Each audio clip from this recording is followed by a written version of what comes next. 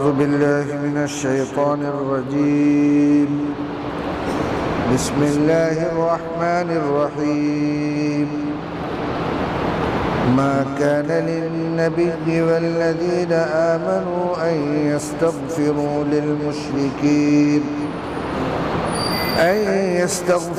للمشركين ولو كانوا أولي قربى من بعد ما تبين لهم أنهم أصحاب الجحيم. وما كان استغفار إبراهيم لأبيه إلا عن موعدة وعدها إياه فلما تبين له أنه عدو لله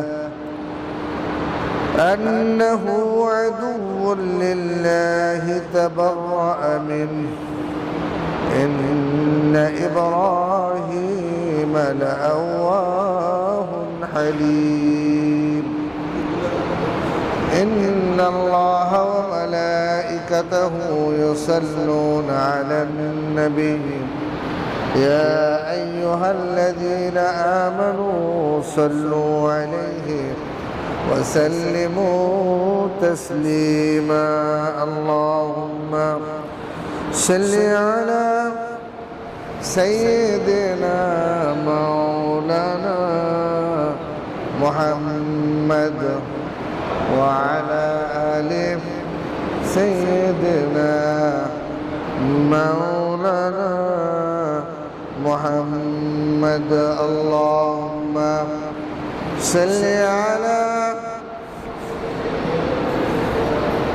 مولانا محمد وعلى آل سيدنا مولانا محمد. আলহামদুলিল্লাহ, মহান আল্লাহ তাআলার দরবারে অসংখ্য শুকরিয়া যে মহান আল্লাহ তাআলা অত্যন্ত মেহেরবানি করে আজকের এই পবিত্র জুমার নামাজ আদায়ের উদ্দেশ্যে মসজিদে আসার সুযোগ করে দিয়েছেন। আমরা সেই মহান আল্লাহ তাআলার দরবারে শুকরিয়া জানিয়ে মুহাব্বতের সাথে পড়ি আলহামদুলিল্লাহ। দরুদ ও সালাম নবী মুহাম্মদুর রাসূলুল্লাহ সাল্লাল্লাহু আলাইহি ওয়াসাল্লামের উপর, যার আগমন হয়েছিল বিশ্ব মানবতার কল্যাণের লক্ষ্যে। সম্মানিত মুসল্লিয়ান ইকরাম, আমরা পবিত্র কালামে পাক থেকে ধারাবাহিক আলোচনা করে আসছি সূরা তাওবার 112 নম্বর আয়াত। গত জুমায় আমরা আলোচনা করেছি। আজকে 13 এবং 14 নম্বর আয়াত আমি তেলাওয়াত করেছি। আল্লাহ পাক যদি তৌফিক দান করেন, এর আলোকে কিছু কথা রেখেই জুমার নামাজ আদায় করা হবে ইনশাআল্লাহ। গত জুমায় আমরা আলোচনা করেছিলাম জান্নাতি মানুষদের কিছু গুণাগুণ। তারা হবে তাওবাকারী, ইবাদতকারী, আল্লাহর প্রশংসায় নিয়োজিত ব্যক্তি। তারা হবে সিয়াম পালনকারী, রুকুকারী, সেজদাকারী, আর আল আমিরুনা বিল মারুফি ওয়ান নাহুনা আনিল মুনকার, ন্যায় কাজের নির্দেশ প্রদানকারী, অন্যায় কাজ থেকে নিষেধকারী। আর তারা সর্ব অবস্থায় আল্লাহ তাআলার হুদুদ মেনে চলবে। আল্লাহ তাআলার যে সীমানা রয়েছে সেই সীমানার ভিতরেই তারা থাকবে, এর বাইরে তারা যাবে না। এরা হলো মুমিন, এদের জন্য আল্লাহ সুসংবাদ দিয়েছেন। আজকে যে দুটো আয়াত আমি আপনাদের সামনে তেলাওয়াত করেছি, এই দুটো আয়াত অত্যন্ত গুরুত্বপূর্ণ জীবন ঘনিষ্ঠ বিশ্বনবী মুহাম্মদুর রাসূলুল্লাহ সাল্লাল্লাহু আলাইহি ওয়াসাল্লাম তার জীবনের শুরু থেকে শেষ পর্যন্ত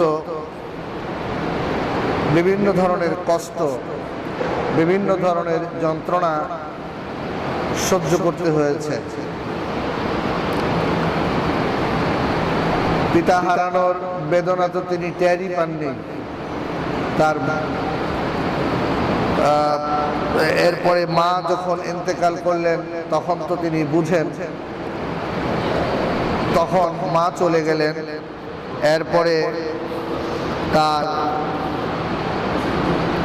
চাচা আবু তালিব তার রক্ষণাবেক্ষণের জন্য দায়িত্ব, তার দেখাশোনার জন্য দায়িত্বভার গ্রহণ করেছিলেন। এর মধ্য দিয়ে তার দাদা ইন্তেকাল করেছেন, তার চাচাও ইন্তেকাল করেছেন। সব মিলে তাকে যারা প্রোটেকশন দিবে সেই মানুষগুলো কিন্তু একে একে বিদায় নিয়ে চলে গিয়েছেন তার যুবক অবস্থা পর্যন্ত। এরপরে নবুয়তের প্রথম পর্যায়েও তার চাচা তাকে সহযোগিতা করেছেন। এরপরে চাচাও চলে গেলেন। একই বছরে তার স্ত্রী হযরত খাদিজাতুল কুবরা রাদিয়াল্লাহু তাআলা আনহা তিনিও ইন্তেকাল করলেন। এভাবেই রাসূল করিম সাল্লাল্লাহু আলাইহি ওয়াসাল্লামের জীবনের বিভিন্ন পরতে পরতে কষ্ট ছিল অনেক। চাচা যেদিন ইন্তেকাল করবেন, চাচার ইন্তেকালের কাছাকাছি সময়ে ঘরে পড়ে গিয়েছেন, ইন্তেকাল হয়ে যাবে। এমন একটি সময়ে রাসূল করিম সাল্লাল্লাহু আলাইহি ওয়াসাল্লাম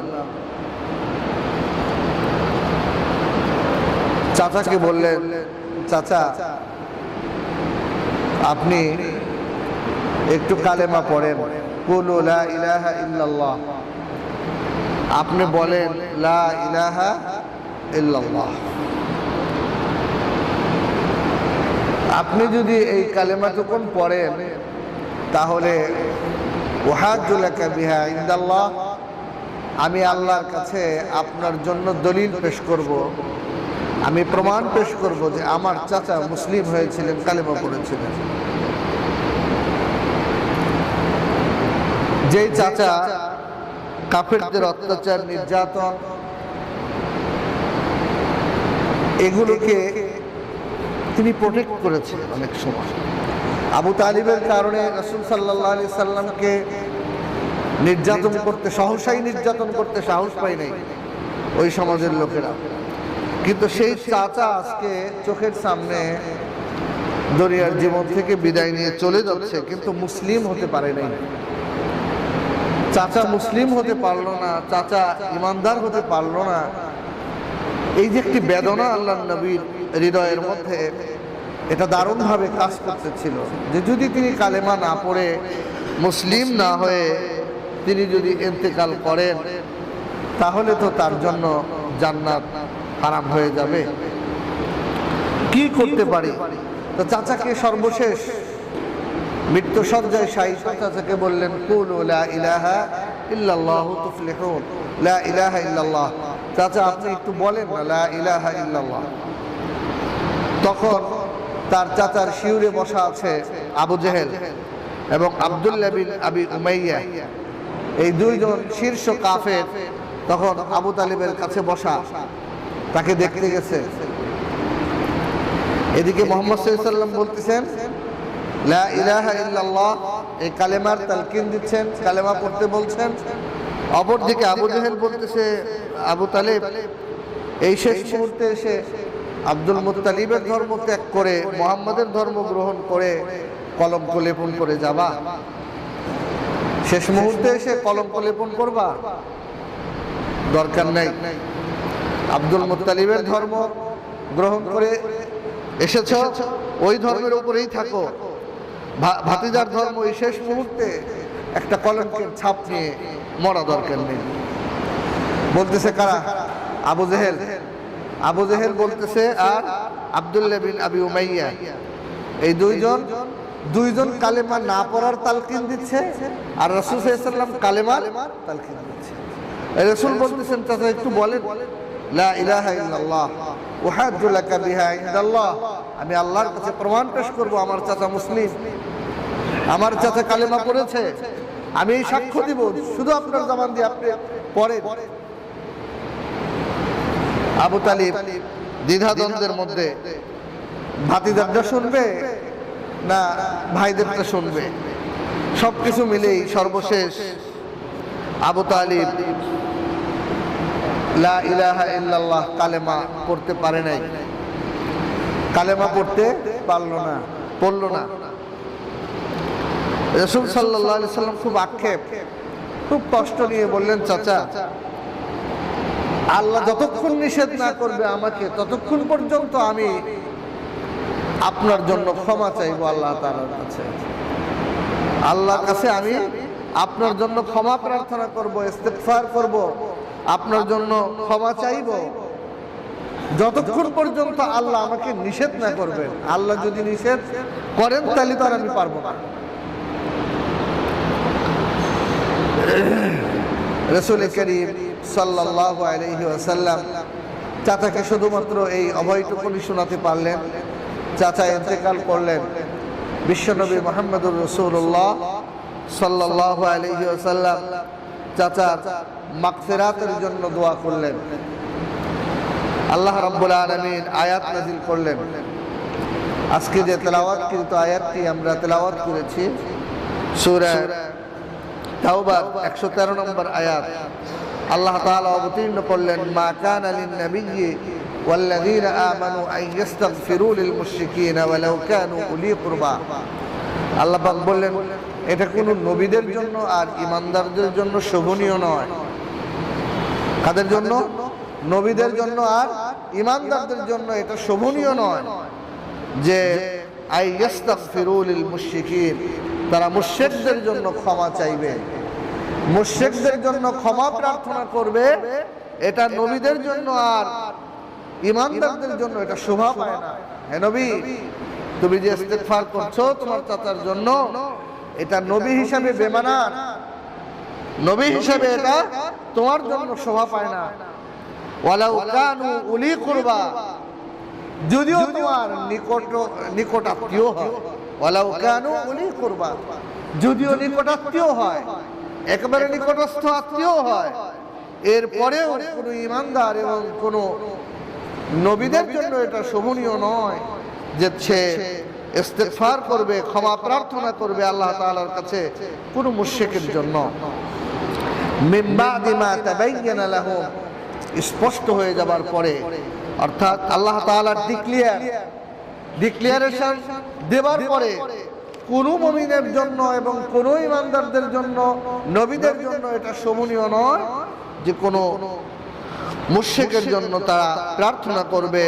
তাদের জন্য রয়েছে কঠিন শাস্তির ব্যবস্থা, তারা তো জাহান্নামের অধিবাসী হবে। ইন্নাহুম আসহাবুল জাহিম, জাহান্নামের আসহাব, জাহান্নামের সাথী হবে তারা। প্রিয় মুসল্লিয়ান ইকরাম, যিনি আল্লাহর নবী সাইয়্যিদুল মুরসালিন খাতামুন নবিয়্যিন, অন্তরের অন্তঃস্থল থেকে ভালোবাসতেন, হৃদয় দিয়ে ভালোবেসেছেন আল্লাহর নবীকে। আল্লাহর নবীকে কাফের মুশরিকদের নির্যাতন, কাফের মুশরিকদের কটু কথার প্রতিবাদ করেছেন, নির্যাতনের প্রতিবাদ করেছেন।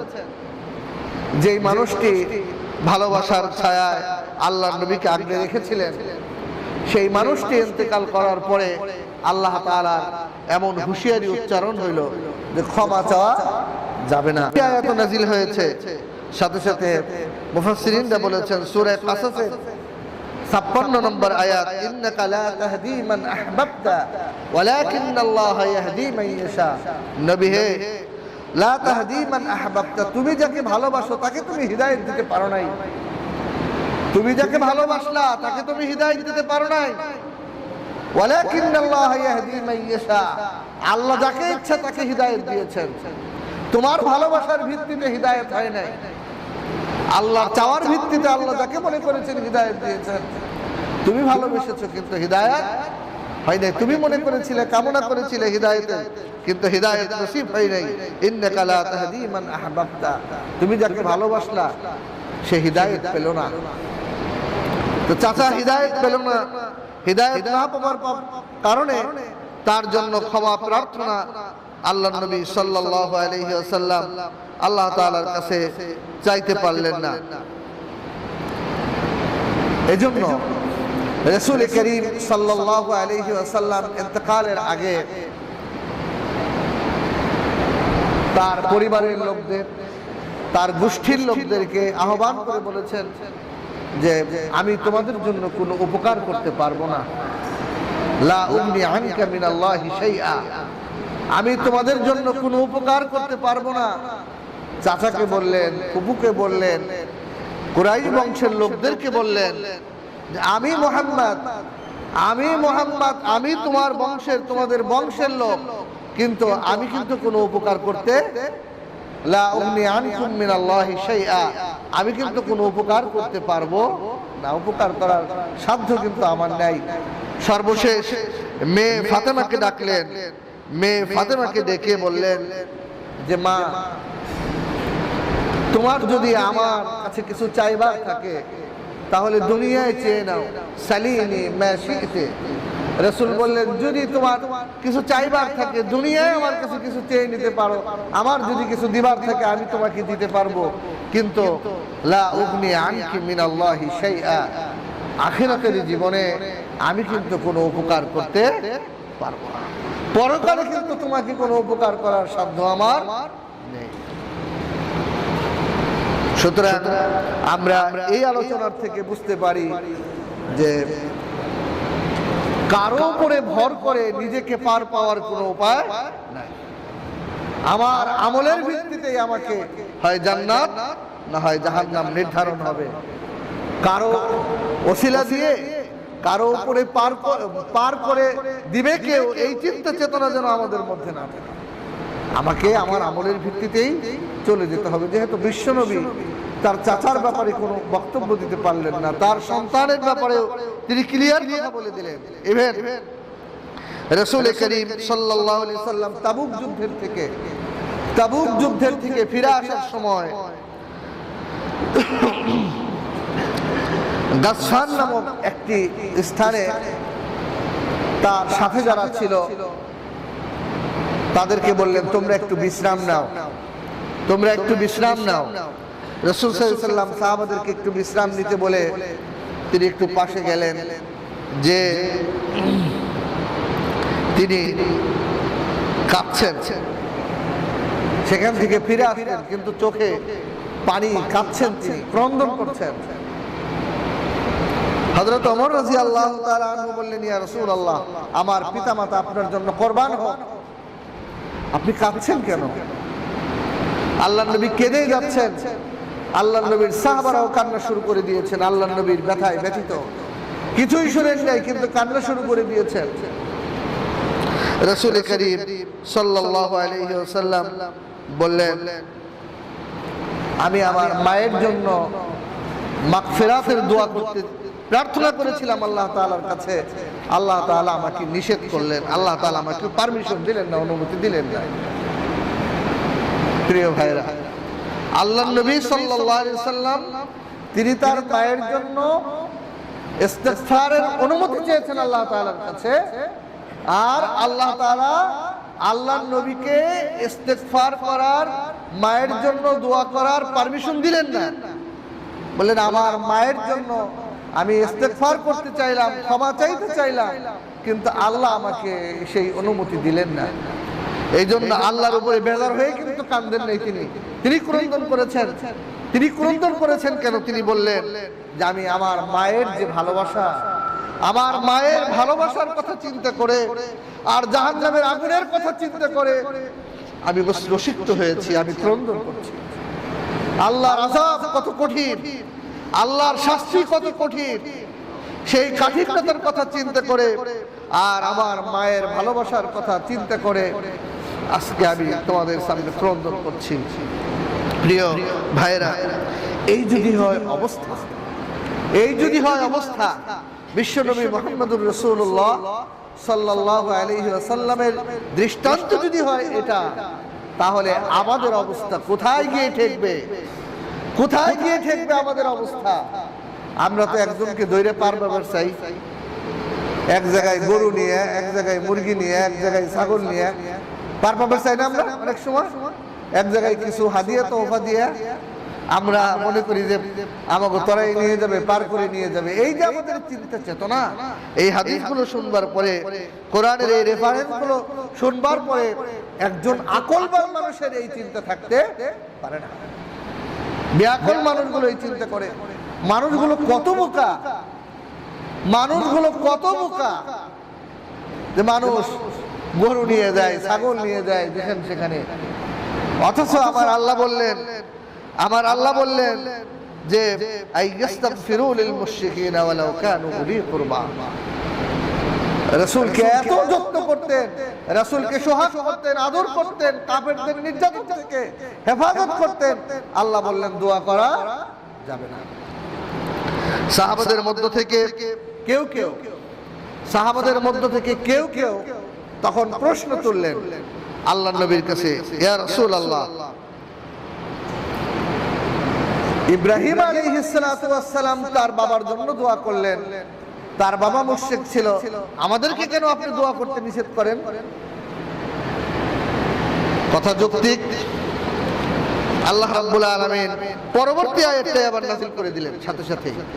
এই আয়াতের পরবর্তী 14 নম্বর আয়াত নাযিল করলেন যে ওমা কানা ইস্তিগফারু ইব্রাহিম লিআবিহি ইল্লা আম মাওইদাতি ওয়া'দাহা ইয়া ফালাম্মা তাবাyyana লাহু আন্নাহু আদুউন লিল্লাহি তাবাররা'a মিনহু ইন্না ইব্রাহিমা লাআওয়াহুন হালিম। সাহাবাদের মধ্যে যখন কেউ কেউ বললেন ইব্রাহিম তার বাবার জন্য দোয়া করেছিলেন, ইব্রাহিম আলাইহিস সালামের বাবা তো মুশরিক ছিল। আল্লাহ পাক বললেন ইব্রাহিম ওয়াদা দিয়েছিল তার বাবার কাছে যে আমি আপনার জন্য আল্লাহ তাআলার কাছে ক্ষমা প্রার্থনা করব, এই ওয়াদা থেকে বেরিয়ে এসেছিল। সেই ওয়াদা রক্ষার্থে ইব্রাহিম তার বাবার জন্য দোয়া করেছিল।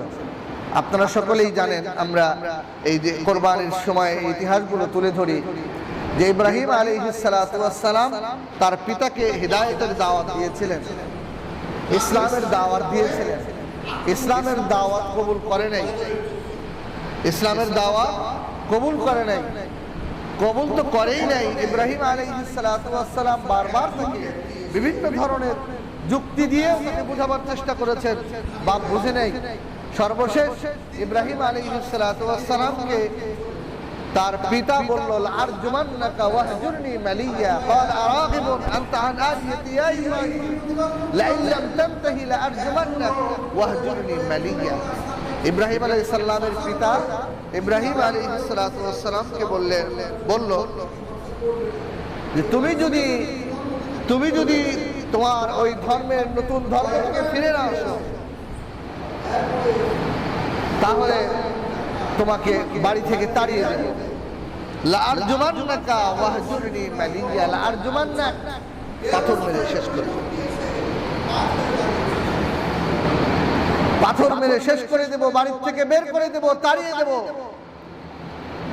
একথা বললো কি? পিতা বলল সন্তানকে, ধর্মের থেকে যদি ফিরে না আসো, নতুন ধর্মের, তুমি যে ধর্মের কথা বলছো, তুমি যেই ধর্মের অনুসরণ করছো, সেই ধর্মের থেকে যদি ফিরে না আসো, তাহলে তোমাকে বাড়ি থেকে তাড়িয়ে দেব, তোমাকে পাথর মেরে শেষ করে দেব। ইব্রাহিম আলাইহিস সালাতু ওয়াস সালাম তখন আদবের সাথে তার পিতাকে বলেছিলেন ক্বালা সালামুন আলাইক সাআস্তাগফিরু লাকা রাব্বি। ইব্রাহিম আলাইহিস সালাম বলেছিলেন, বাবা আপনাকে সালাম, আপনাকে সালাম। ক্বালা সালামুন আলাইক, আপনাকে আমি সালাম জানাচ্ছি। সাআস্তাগফিরু লাকা রাব্বি, আমি আপনার জন্য আমার রবের কাছে আমি ক্ষমা প্রার্থনা করব, ক্ষমা চাইব। এই যে ক্ষমা চাওয়ার ওয়াদা দিয়েছিল, সেই ওয়াদার কারণে ইব্রাহিম তার পিতার জন্য ক্ষমা চেয়েছিল। কিন্তু আল্লাহ পাক বললেন আল্লাহ পাক বললেন ফালাম্মা তাবায়্যানা লাহু আন্নাহু আদুউল লিল্লাহ, ইব্রাহিমের কাছে যখন স্পষ্ট করে দেওয়া হলো তোমার পিতা আল্লাহর দুশমন। কার দুশমন? সবাই কথা বলেন না। ইব্রাহিমের পিতা কার দুশমন ছিল? আমার কথা কি আপনারা বুঝতে পারতেছেন? ইব্রাহিম আলাইহিস সালামের পিতা কার দুশমন ছিল? আল্লাহর দুশমন ছিল। তা আল্লাহ পাক বলছেন যে ইব্রাহিম যখন বুঝতে পারলো তার পিতা আল্লাহর দুশমন, আদুউল লিল্লাহ, আল্লাহর সাথে দুশমনি করে, তাবাররা মিনহু, ইব্রাহিম তখন তার পিতাকে ত্যাগ করে দিল। তার পিতার জন্য আর ক্ষমা চাই নাই, তার পিতার জন্য আল্লাহর কাছে আর ইস্তেগফার করে নাই। যখন তার কাছে ডিক্লেয়ার দেওয়া হলো যে তোমার পিতা আল্লাহর দুশমন, তখন আর ইব্রাহিম প্রার্থনা করে নাই। সুবহানাল্লাহি ওয়া বিহামদিহি। এজন্যই তো আল্লাহ তাদেরকে নবী বানিয়েছিলেন। আল্লাহর নির্দেশনার সামনে মাথা নত করেছে। ইব্রাহিম খুব দয়াশীল ব্যক্তি ছিলেন। সম্মানিত হাজিরিন, এই যে আলোচনাগুলো আমাদের সামনে আসে, এই আলোচনার থেকে আমরা যে শিক্ষাগুলো পাই, সেই শিক্ষা হলো আমাদের জীবনে আল্লাহ তাআলার যে নির্দেশনাগুলো রয়েছে সেই নির্দেশনাগুলো পালন করেই আমাদেরকে আল্লাহ তাআলার কাছে প্রার্থনা করতে হবে, আল্লাহ তাআলার কাছে ক্ষমা চাইতে হবে। অন্যের উপরে ভর করে নিজে পার পাওয়া যাবে না। উপরন্তু পিতামাতা, ভাই বিরাদার, তারা যদি আল্লাহর সাথে দুশমনি করে তাহলে তাদের সাথে আমাদের দুশমনি করতে হবে।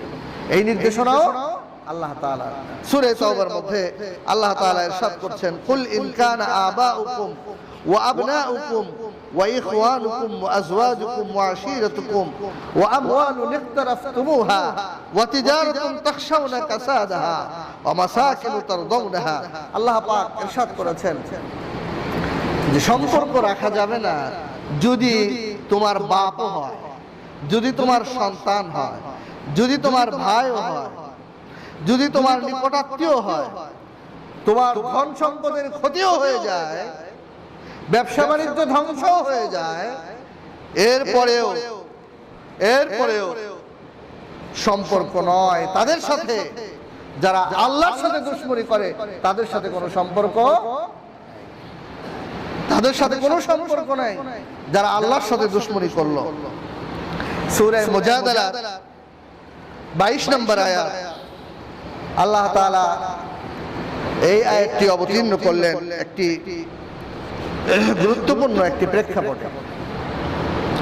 আল্লাহর নবীর একজন সাহাবী ছিলেন, তার নাম ছিল আবু উবাইদা ইবনুল জাররাহ রাদিয়াল্লাহু তাআলা। আবু উবাইদা ইবনুল জাররাহ, এর সম্পর্কে আল্লাহর নবী বলেছেন, লিকুল্লি উম্মাতিন আমিনুন ওয়া আমিনু হাযিহিল উম্মাহ আবু উবাইদা ইবনুল জাররাহ।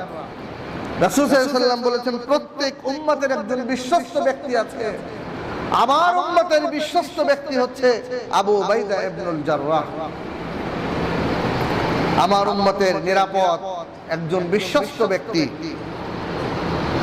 আবু উবাইদা ইবনুল জাররাহর ব্যাপারে হযরত আব্দুল্লাহ ইবনে ওমরের বক্তব্য হচ্ছে যে এই উম্মতের তিনজন ব্যক্তি যাদের কাছে কেউ যদি কোনো কথা বলে বিশ্বাস করে নেয়, মিথ্যাবাদী মনে করে না, তারা নিজেরাও মিথ্যা বলে না, আর তাদের কাছে যদি কেউ কোনো কথা বলে তাদেরকেও তারা সত্যবাদী মনে করে, মিথ্যা মনে করে না কখনো। এক নম্বর হচ্ছে আবু বকর সিদ্দিক রাদিয়াল্লাহু তাআলা আনহু, দুই নম্বর হচ্ছে হযরত ওসমান রাদিয়াল্লাহু তাআলা আনহু, তিন নম্বর হচ্ছে আবু উবাইদা ইবনুল জাররাহ রাদিয়াল্লাহু তাআলা আনহু। এত সরল মানুষ ছিলেন, এত বিশ্বস্ত মানুষ ছিলেন, এই মানুষগুলো হৃদয় এত পরিষ্কার ছিল যে কেউ যদি কোনো কথা বলতো কথাগুলো বিশ্বাস করে নিত। এই আবু উবাইদা ইবনুল জাররাহ রাদিয়াল্লাহু তাআলা আনহু ইসলামের প্রাথমিক সময়ে ইসলাম গ্রহণ করেন। প্রথম পর্যায়ে যখন ইসলামের 10 জন লোক ইসলাম কবুল করেছে, তার মধ্যেও আবু উবাইদা ইবনুল জাররাহ ছিলেন। তিনি বদরি সাহাবী ছিলেন এবং রাসূল সাল্লাল্লাহু আলাইহি সাল্লামের সাথে বিভিন্ন অভিযানে তিনি গিয়েছেন, একসাথেই গিয়েছেন। মুসলমানদের প্রত্যেকটি অভিযানে তিনি শরীক হতেন। বদরের যুদ্ধে, ইসলামের প্রথম যুদ্ধেই তিনি জিহাদের ময়দানে গিয়েছেন এবং প্রচন্ড বেগে কাফের মুশরিকদের উপরে নির্যাতন, কাফের মুশরিকদের উপরে আক্রমণ তিনি করতেছেন বদরের যুদ্ধে। এক পর্যায়ে একজন ব্যক্তি এসে তার সামনে হাজির হয়ে যায়। তিনি তখন তার কাছ থেকে ফিরে অন্যদের দিকে চলে যান। মনে রাখেন, আবু উবাইদা ইবনুল জাররাহ তিনি এই দিকে প্রতিবাদ করতে যাচ্ছেন। একজন লোক মুরব্বি করে একজন লোক তার সামনে আসতেছে। আসার পরে তিনি আবার ওই লোকটাকে একটু ওভারকাম করার জন্য ওই লোকটাকে হত্যা করবে না, এই মানসিকতা নিয়ে তিনি অন্যদিকে চলে যাচ্ছেন। কয়েকবার এমনটি হয়েছে। এরপরে আবু উবাইদা ইবনুল জাররাহ একটি গুরুত্বপূর্ণ সময় ভিড়ের মধ্যে কাফের মুশরিকদের উপর আক্রমণ করছেন। এই অবস্থায় ওই লোকটি এসে বাদ হয়ে দাঁড়িয়েছে। আবু উবাইদা ইবনুল জাররাহ আর কোনো চিন্তা না করে ওই লোকটিকে এক কোপ দিয়ে গর্দানকে তার দেহ থেকে বিচ্ছিন্ন করে দিলেন। ওই লোকটি ছিল আবু উবাইদা ইবনুল জাররাহর পিতা। আবু উবাইদা ইবনুল জাররাহর পিতা বদরের যুদ্ধে সন্তান তার পিতাকে হত্যা করেছে, সন্তান তার পিতাকে হত্যা করেছে। এই ইতিহাস রচনা করলেন আল্লাহর নবীর সাহাবী আবু উবাইদা ইবনুল জাররাহ। তিনি বললেন, আজকে যেন আমি আমার পিতাকে আমি হত্যা করি নাই, আজকে একজন শীর্ষ মুশরিককে আমি হত্যা করেছি। আল্লাহ রাব্বুল আলামিন কোরআনের আয়াত নাযিল করলেন আবু উবাইদা ইবনুল জাররাহর পক্ষে। আয়াত নাযিল করলেন সূরা মুজাদালা, লা তাজিদু কওমান ইউমিনুনা বিল্লাহি ওয়াল ইয়াউমিল আখির يوادون من حاد الله ورسوله ولو كانوا آباءهم أو أبناءهم أو إخوانهم أو عشيرتهم أولئك كتب في قلوبهم الإيمان।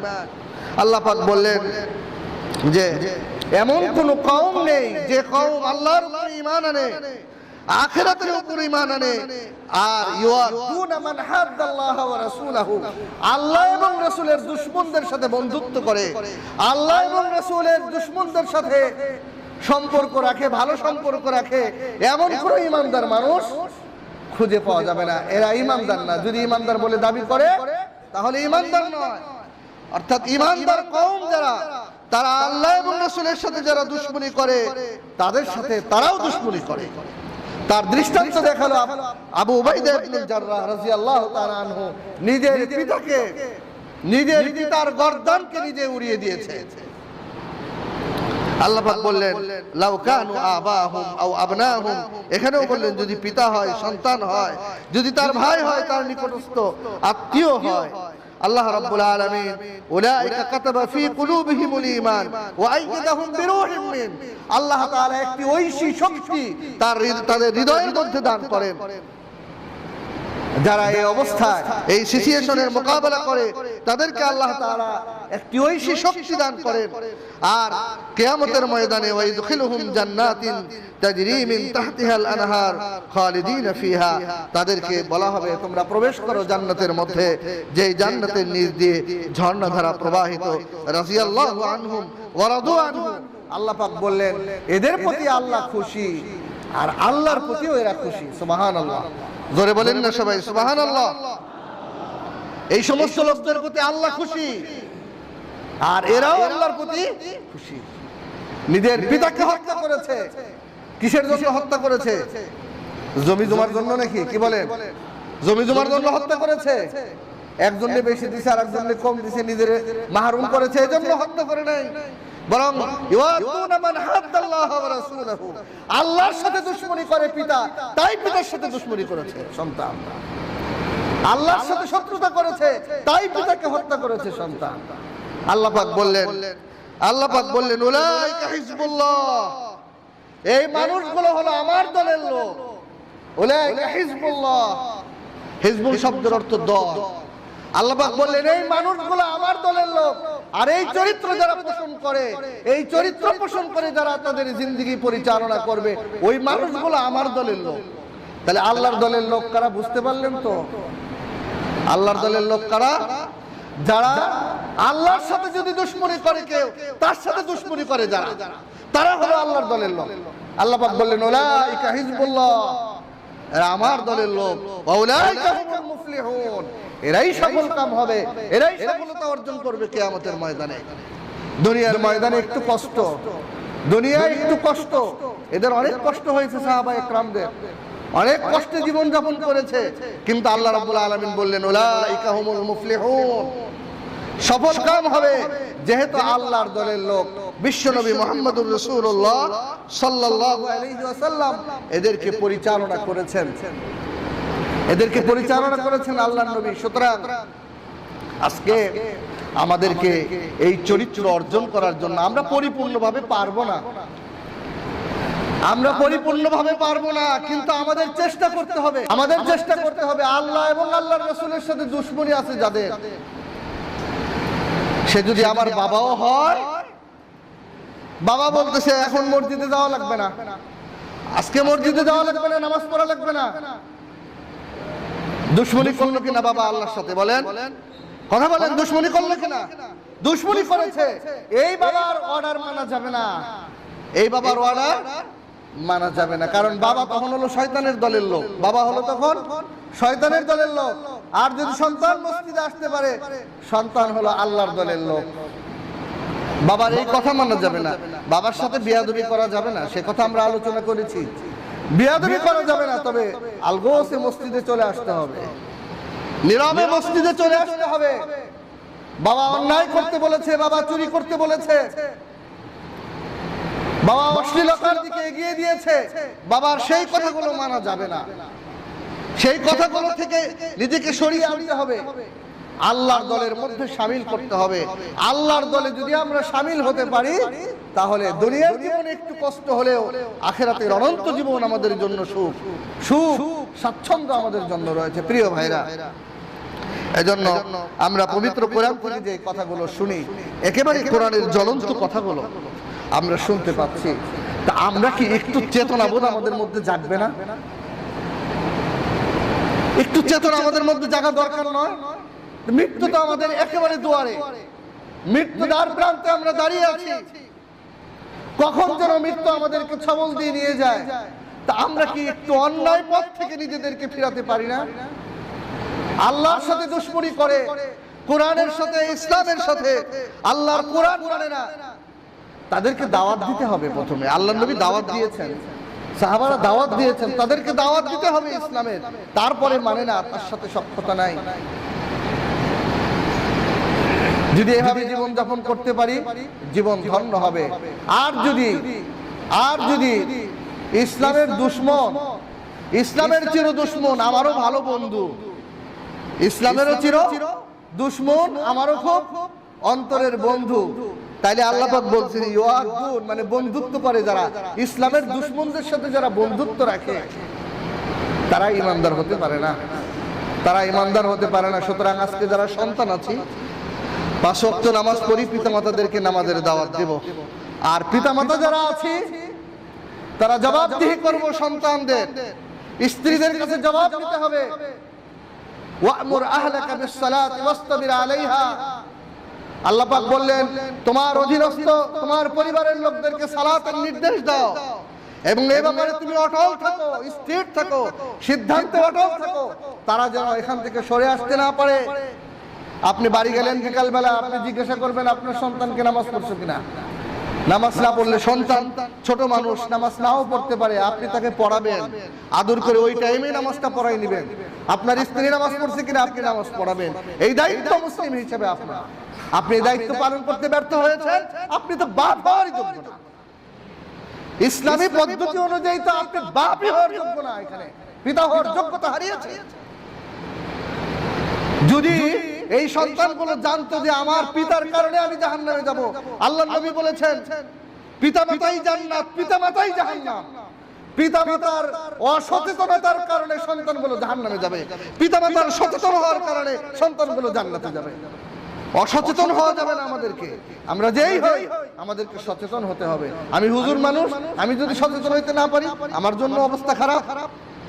আপনি রিকশাওয়ালা, ভ্যানওয়ালা, আপনি সচেতন, আপনার পরিবারের ব্যাপারে আপনি সচেতন, আপনি সফল, আপনি সফল হবে।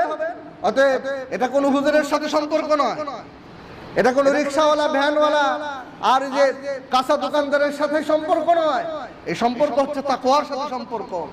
তাকওয়ার সাথে আল্লাহকে যে যত বেশি ভয় করে, আল্লাহর নির্দেশনা মানার প্র্যাকটিস করেছে, আল্লাহ তাকে বেশি সম্মানিত করবেন। এজন্য আসুন আল্লাহর কাছে সম্মানিত হওয়ার প্রতিযোগিতায় যেন আমরা আমাদের জীবনে আমাদের জীবনকে যাপন করতে পারি। আল্লাহ পাক আমাদেরকে তৌফিক দান করুন, আমিন। আসসালামু আলাইকুম ওয়া রাহমাতুল্লাহি ওয়া বারাকাতুহু। যারা সুন্নাত করেন নাই